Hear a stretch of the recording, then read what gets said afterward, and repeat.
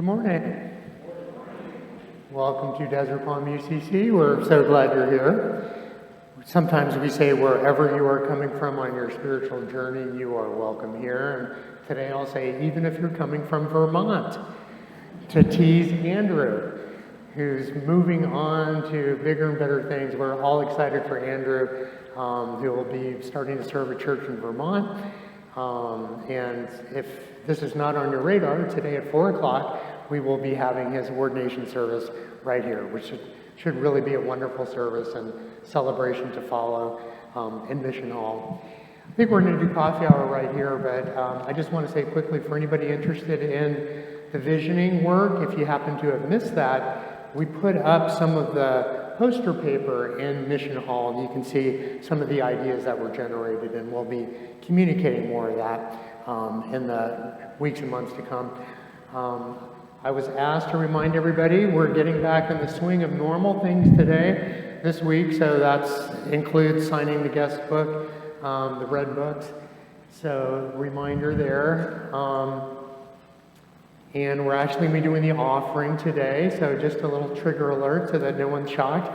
During the past several months we have not done that, and part of the brainstorming and visioning was a desire to return to some more traditional aspects of worship, so we will be doing that. Andrew has a quick announcement about confirmation today. All of our youth are invited to go to Panera right after church, or right after fellowship time. Today, just the Panera right over here at Guadalupe and McClintock. And just for a nice time of fellowship, especially for our confirmands, for them to get to connect in person and have some meaningful conversation together. So, looking forward to seeing all the youth there. Yeah, it should be fun. And I wanted to let everybody know that today is the Sunday that we're celebrating Mental Health Sunday. It was really last Sunday on the UCC calendar, but we're acknowledging that today. Ray will be bringing us a wise moment of reflection. I also wanted to acknowledge that yesterday was a service for longtime member Tom Davis. His wife Marlene had asked Dale to give the eulogy at the funeral home where the service was held yesterday, which worked out great because I ended up having a crisis that took me to Mesa right at the same time.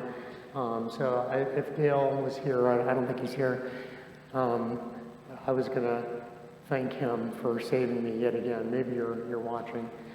And Mark has an announcement about our music program. Good morning.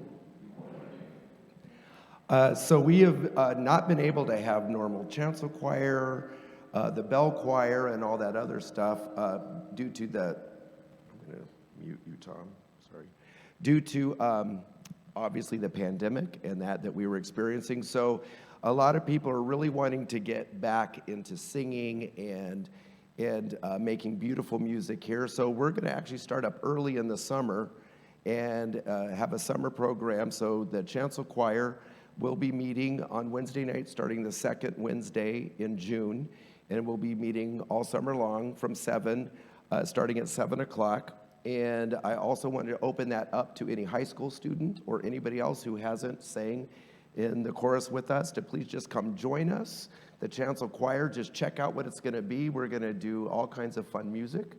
And so I want to open that up. For anybody interested in bells, for the summer, we won't be doing a traditional bell practice, but for anybody who's ever had a desire or just want to learn how or just participate and see if ringing might be fun for them, and that also includes both junior high and high school and adults, at 6 o'clock on Wednesday nights. You're more than welcome to come and just give it a try, and we'll be teaching technique and how to do it and all of that.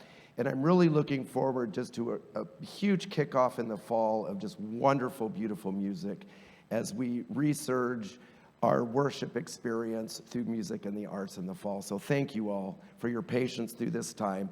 And if you've had any inkling to get involved and let those talents, I will also be the next several Sundays setting up a little table after church. And if you're interested in any of those programs, or if you're interested in doing any kind of dramatic reading or acting out the gospel, the readings and things like that. Also talked to me about that. So I look forward to all kinds of wonderful music and arts experiences as we move forward. Thank you. Now let's rise in body or spirit for our call to worship. Andrew will lead us. Come, let us worship God, who is creating a new heaven and a new earth. Today is a new day, a fresh start, and a day of new beginnings.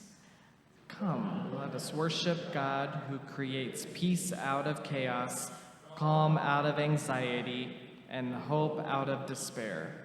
Even when we are depressed, we trust God is with us. Come, let us praise God, who chooses to be among us, one of us, a disabled and a neurodiverse God dwelling among us, living with mental health challenges, substance use disorders, brain disorders, and neurodiversity. Come, let us praise God, who says to each of us, no matter who you are or what medications we take or our diagnoses or where we are on life's journey, I will be your God. Come, let us give thanks to God, who promises to wipe away every tear from our eyes. Come, let us give thanks to God, who loves us so much that death, mourning, crying, and pain cannot stop God from loving us. This is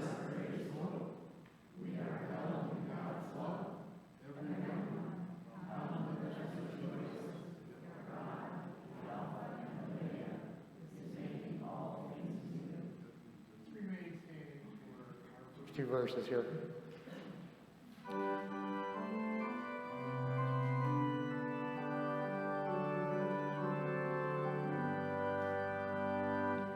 Joyful, joyful, we adore you, God of glory, God of love.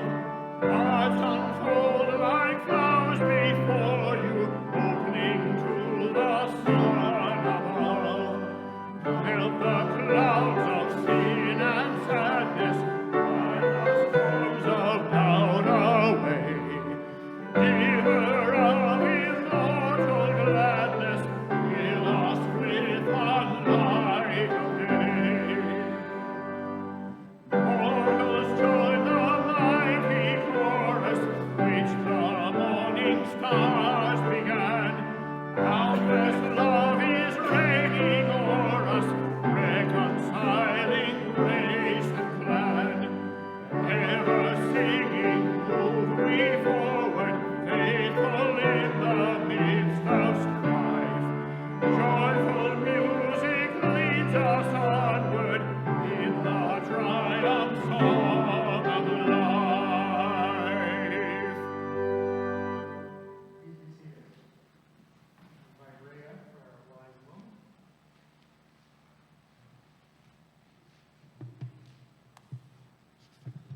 Well, good morning. A mission of WISE is to create space to talk about emotional and psychological suffering. To this end, the WISE Committee of Desert Palm provided a copy of this book, Blessed Youth, by Sarah Griffith Lund, to 12 families in our church who have children and teenagers. On May 11th, we were blessed to host the author in a Zoom meeting with 14 people in attendance, including 4 individuals from other churches in our Southwest Conference. This book has a companion, the Blessed Youth Survival Guide, and this is helpful for anyone working with children ages 9 to 18. Sarah Griffith Lund is a national leader who is helping UCC churches to break the silence about mental illness with children and teens. And this book is essentially, in her own words, a love letter to her niece Sydney, who died of suicide in November 2020 at age 16. And Sarah baptized Sydney as an infant, and she was well aware of Sydney's struggles with depression and was devastated when she received the news of Sydney's death. This past week in Chandler, There were 2 teenagers who died, one by suicide and one by an overdose of fentanyl. A candlelight prayer vigil was held on the lawn of the Chandler City Hall this past Friday night. It was sponsored by the City of Chandler, conducted by several local pastors and therapists. And I attended this gathering, and there was a member of the Chandler City Council who was a participant. And she offered comfort to the 50 or so teenagers who were there in attendance. And actually, in just the last 2 months across the valley, there have been 6 teenagers who've died by suicide or drug overdose. Now, Lund proclaims that mental illness is a pediatric illness. She cites statistics from NAMI that 50% of all mental illness begins by age 14 and 75% by 24. In other words, most people with mental illness exhibited symptoms in their youth. Now, her positive message is, blessed are the teens, for they carry inside them the power of transformation. It's on page 46, look it up. Furthermore, there's no room for blame in mental illness and addiction. There's also no room for blame in the mothers who suffer postpartum depression and anxiety. And Lund spoke of her own battle with postpartum anxiety. She calls for churches to create circles of support for families with children. And the ABCs of this support begins with A is for accept, B is for believe, and C is for care. And finally, Sarah wants to break the silence by developing a theology of mental health and to include in the healing ministry of Jesus the removal of stigma as a sign of healing. Whether it was the blind man, the lame man, or the Samaritan woman at the well, Jesus healed their souls and their bodies and removed the stigma. Thank you.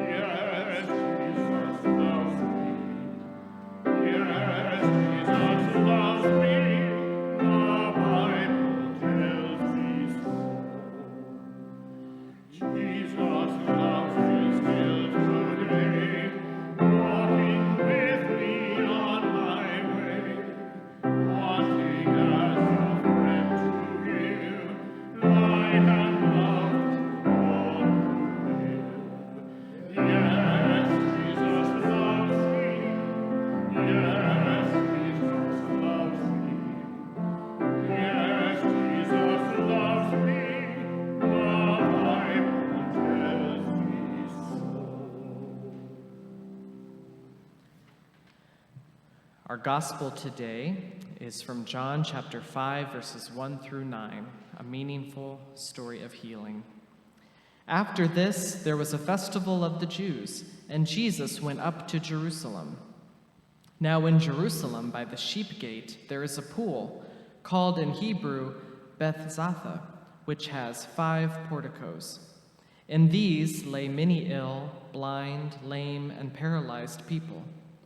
One man was there who had been ill for 38 years.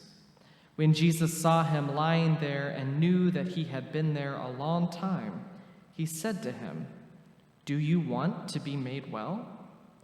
The ill man answered him, "Sir, I have no one to put me into the pool when the water is stirred up. And while I am making my way, someone else steps down ahead of me." Jesus said to him, "Stand up, take your mat, and walk." At once the man was made well, and he took up his mat and began to walk.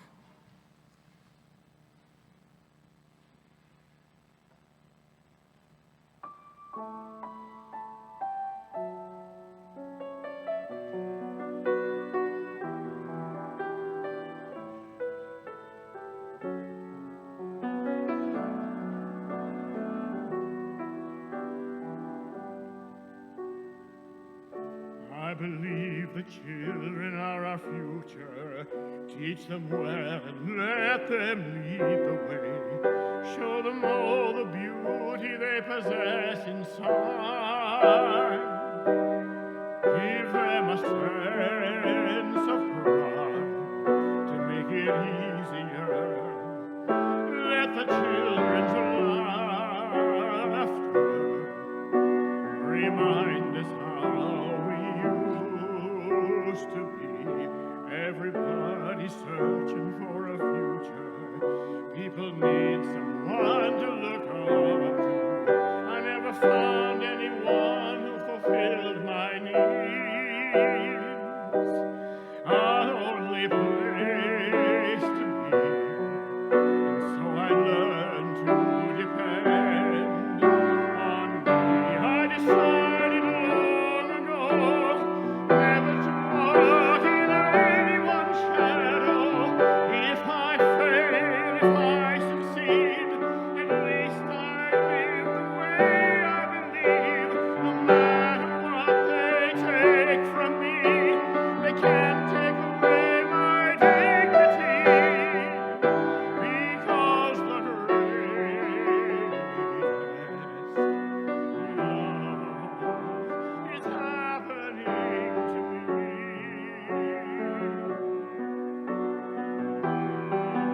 I found the greatest love of all inside of me. The greatest love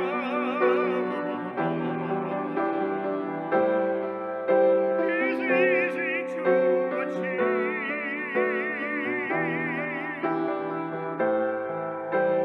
Learning to love yourself, it is the greatest love of all. I believe the children are our future. Teach them well and let them lead the way. Show them all the beauty they possess inside.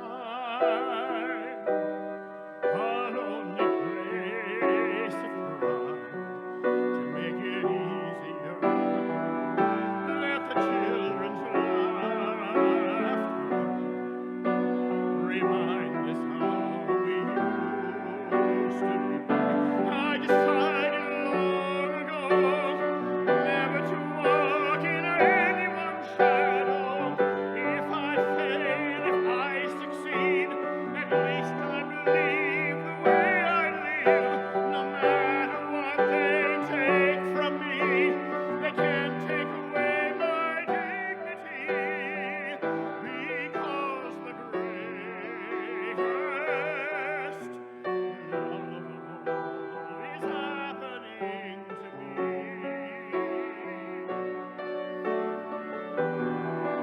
I found the greatest love of all inside of me. The greatest love, it's easy to achieve.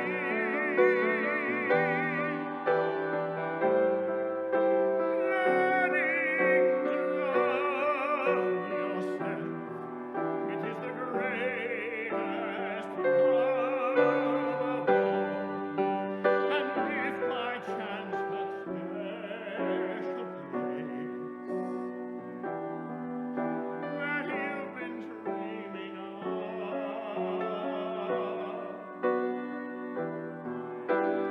leads you to a lonely place, find your strength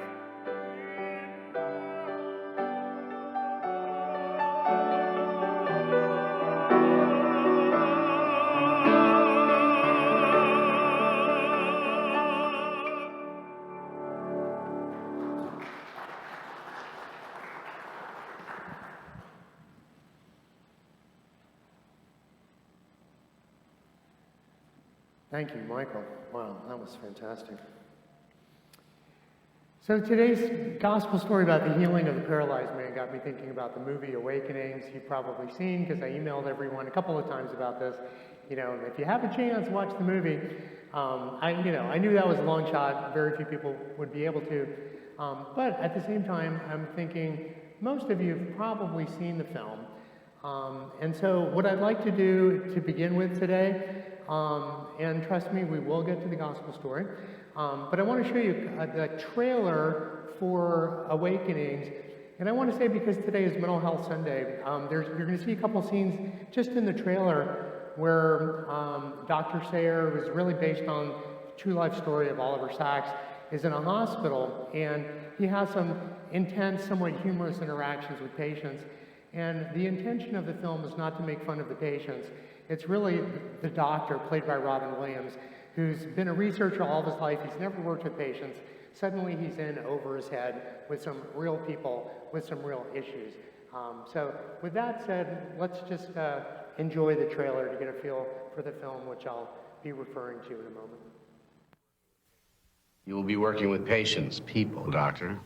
When you say people, you mean living people? You do want the job, don't you? Hi, I'm Dr. Sayer. I'm Wahida. Wahida. I'd like to ask... I was born in 1911 in Kingsbridge, New York. Prior to July 1955, I resided at the Brooklyn Psychiatric Center, Brooklyn, New York. How are you today? I'm fine, thank you. Prior to that, I was a person.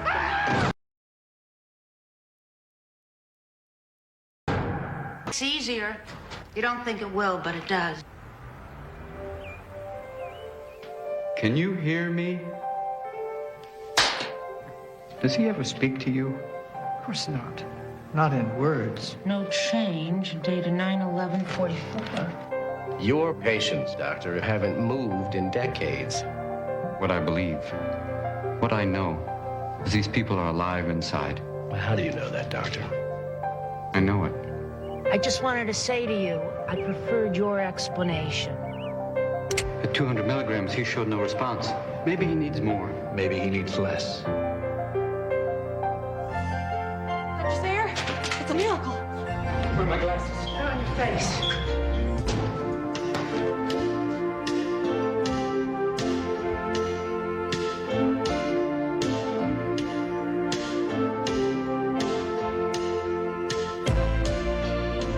I don't think that I could deal with losing 30 years of my life, could you? Have you thought what you'd like to do today? Everything. Leonard, where are you going? I would do all the things that you people take for granted. I'd go for a walk. I'd look at things. I'd talk to people. You work here? No, I live here. You don't look like a patient. Hello? Girls. You're not married. De Niro was so amazing. My stepson attended a school that De Niro's kids went to, and so I was in a PTA meeting, standing here, and here's Robert De Niro, and I'm like trying not to stare at him and, ask him for his autograph. And what an amazing actor. Robin Williams, too. So, in Awakenings, again, which is based on a true story, Dr. Oliver Sacks, they call him Dr. Sayer, and here he found himself working with a bunch of patients who had been impacted by something that in layman's term they called sleeping sickness, some kind of encephalitis, and he had a hunch that a certain chemical might liberate them from their paralysis. They were in this kind of catatonic state, as you saw. And it proved to be true for a limited period of time. Suddenly people who for 20 or 30 years had been trapped, kind of frozen, suddenly were moving and talking. It's amazing. Hopefully you got to feel a little bit for the beauty of those first moments. When that De Niro character, Leonard, just looks at the doctor that liberated him, and they just smile at each other, free, alive, and healed. Really, really beautiful. So in our gospel text too, there is a profound moment of healing. And we've been talking about healing in general these past few months. I don't know if people kind of pick up on that theme, but it's been on my mind in part just because of the pandemic, that we've all been through so much. I am convinced, that we all, including me, need to open to God's healing power. I've mentioned how, you get like a little cut on your hand, and you're not too worried about it, because you know what, it's just going to heal itself. Or like if a tree gets gashed, it heals itself. And what I've tried to say is, instead of accepting that just at face value and taking that for granted, we ought to pause and say, wow, what a miracle that the universe is woven together in such a way that it regenerates, it restores, it heals itself. Those of us who are people of faith, obviously, we, believe that God has a hand in that, so to speak, right? So today on Mental Health Sunday, we turn our attention a little bit to the healing of our inner depths, our psyches and souls. Ray alluded to the youth mental health crisis. We're losing some of our teenagers to suicide. And it's been a front page story in the New York Times and Centers for Disease Control. The National Institute of Mental Health. It's everywhere if you just Google it.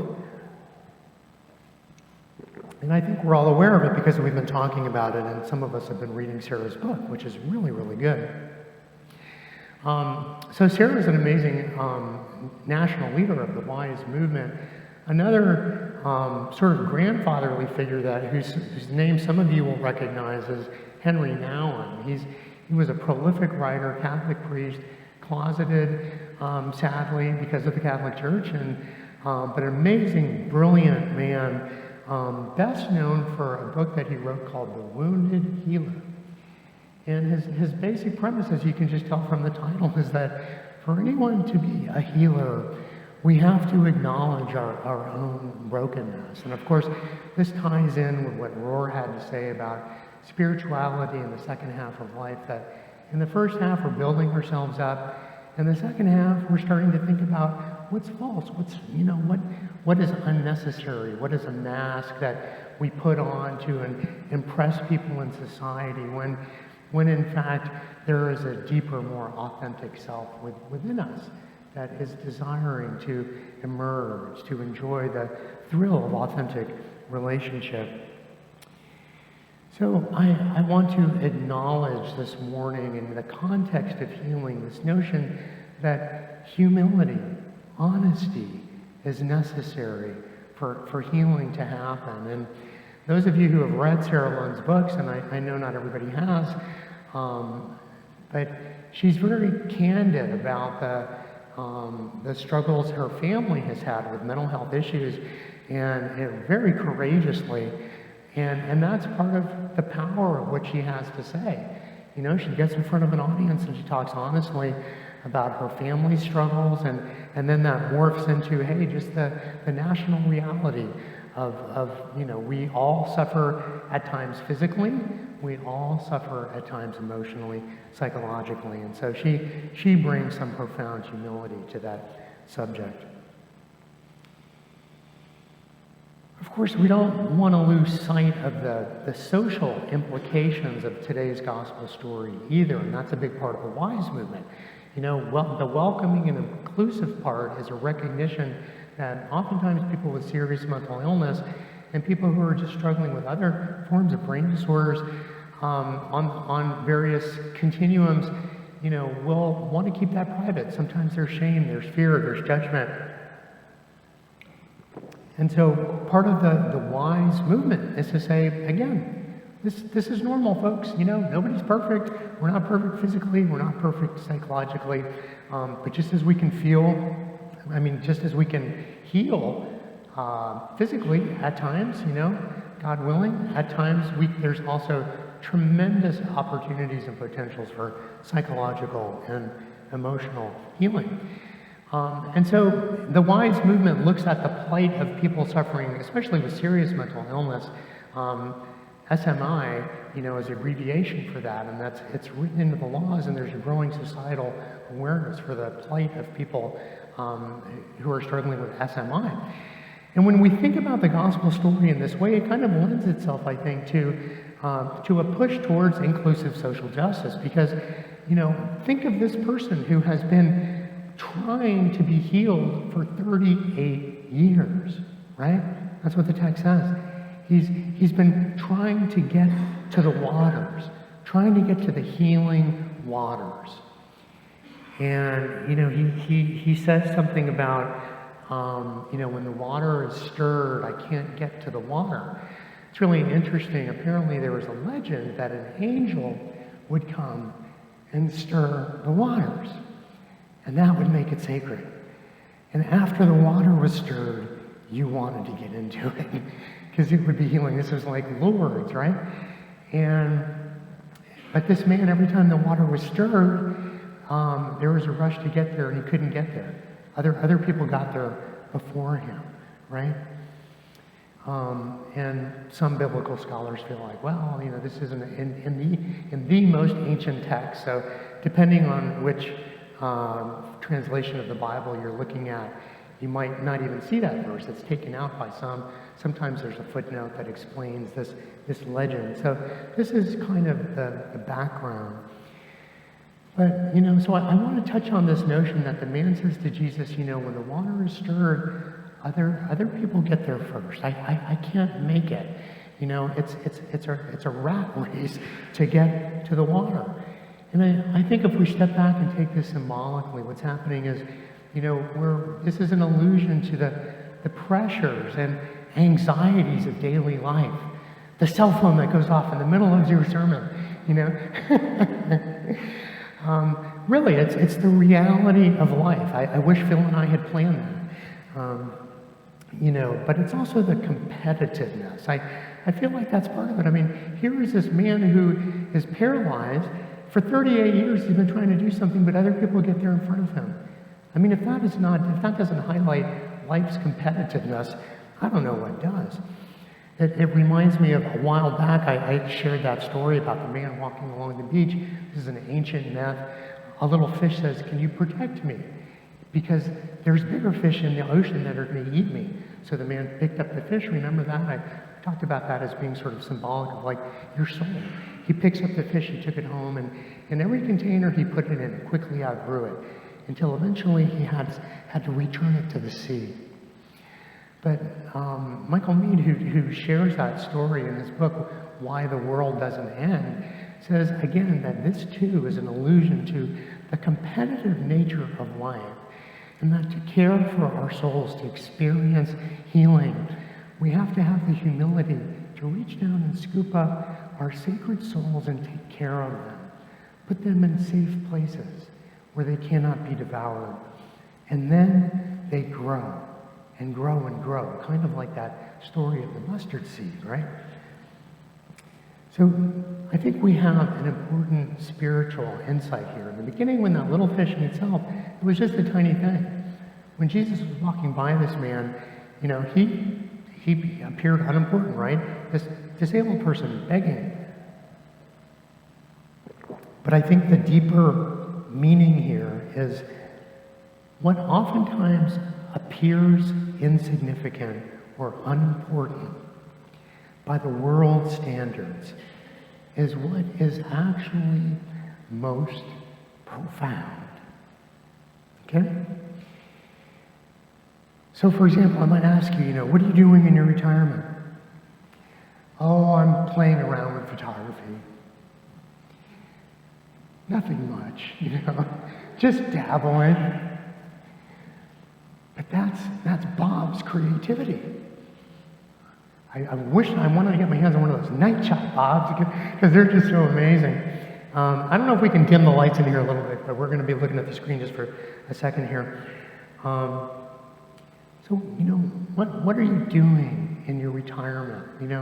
We tend to diminish the things that we're doing, right? Oh, I'm working I'm dabbling in spiritual autobiographical writing, you know. Yeah, not much to it. I'm just trying to glean the overall meaning of my life. Wow, that sounds important, right? Or someone might say, well, I'm doing a little painting. I'm trying to tell the story of the death of my daughter.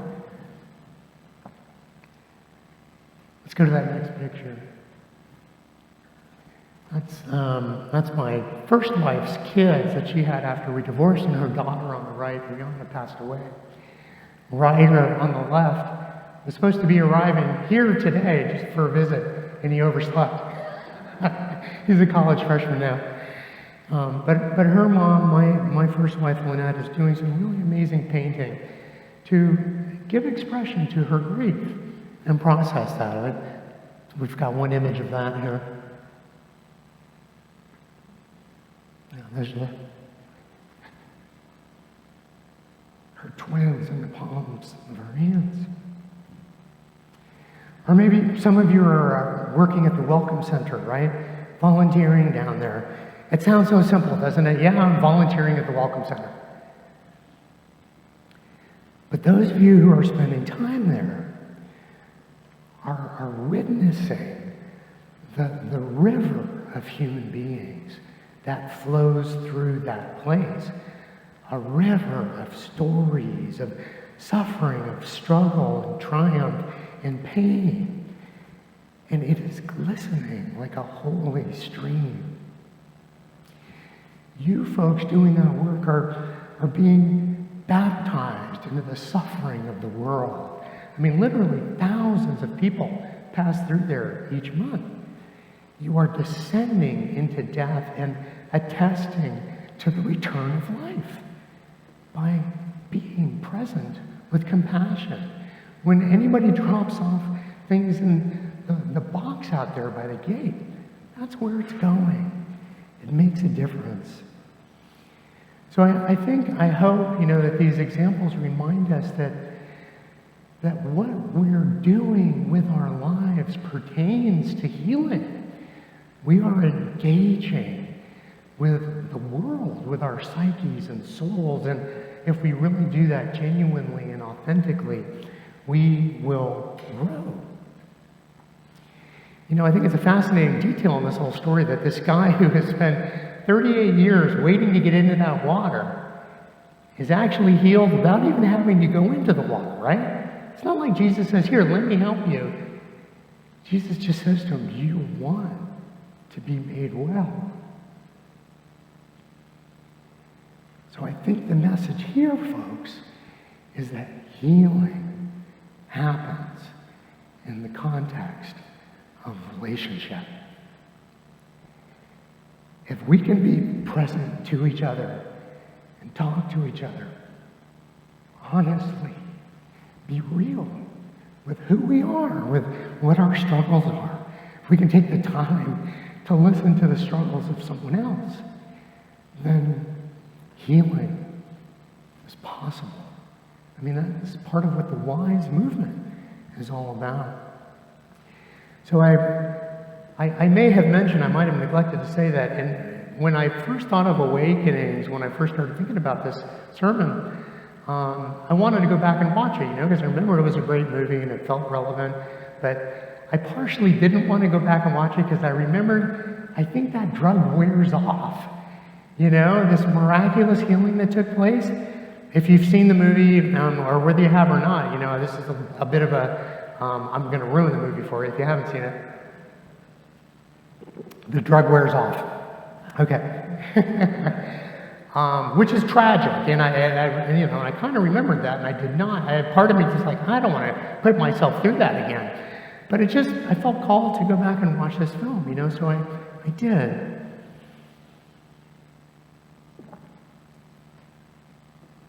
And what I realized the second time around is that the connections that people made while they were awake, Robert De Niro falls in love to this young woman. You know, everyone who awakens has a moment to connect. And maybe that's all we have, folks, right? Is some moments to connect. But then at the very end of the film, when they've returned to their catatonic states, there's a difference. The people they have connected with are now there. The doors that had opened allowed for a planting of seeds. And I think that can happen with all of us if we are present, if we listen, if we are honest. The doors open, the seeds are planted, and where they blossom, God only knows. Amen.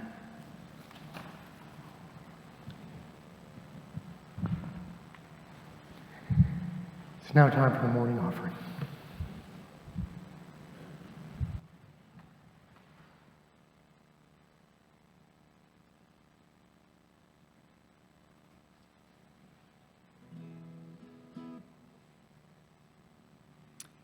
Our pastor has a great affinity for the metaphorical power of water. Water stands for so many things for us Christians. In this song I'm going to play and sing, water stands for the challenges that life represents.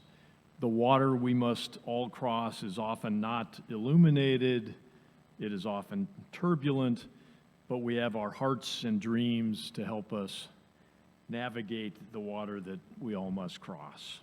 Crossing the Water by Bill Staines.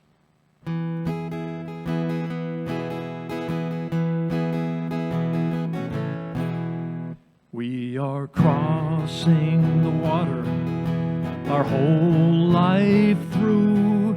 We are making a passage that is straight and true.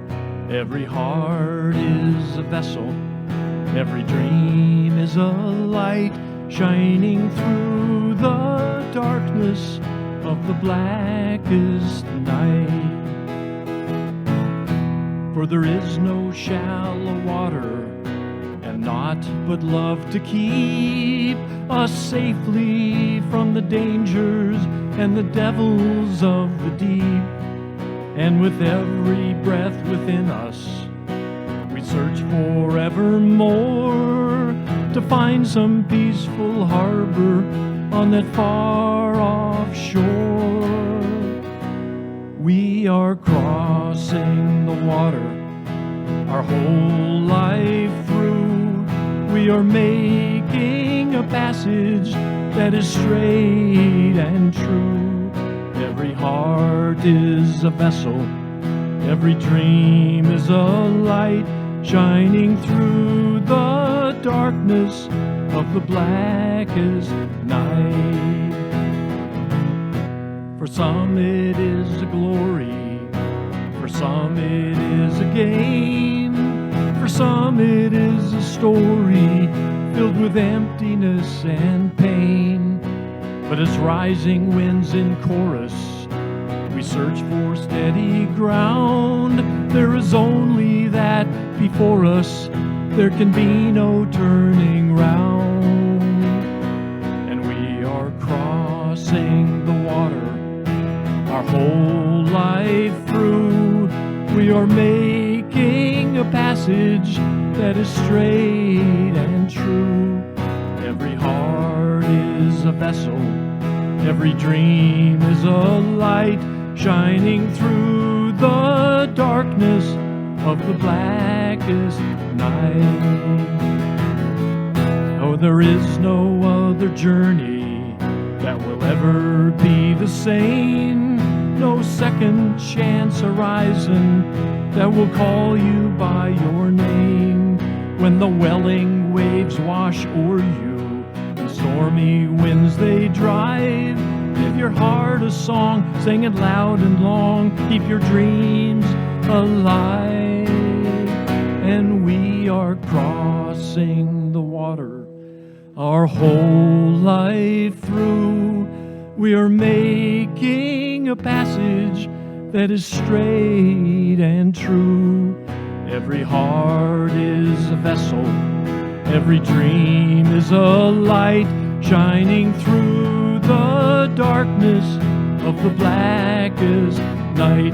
Every heart is a vessel, every dream is a light shining through the darkness of the blackest night.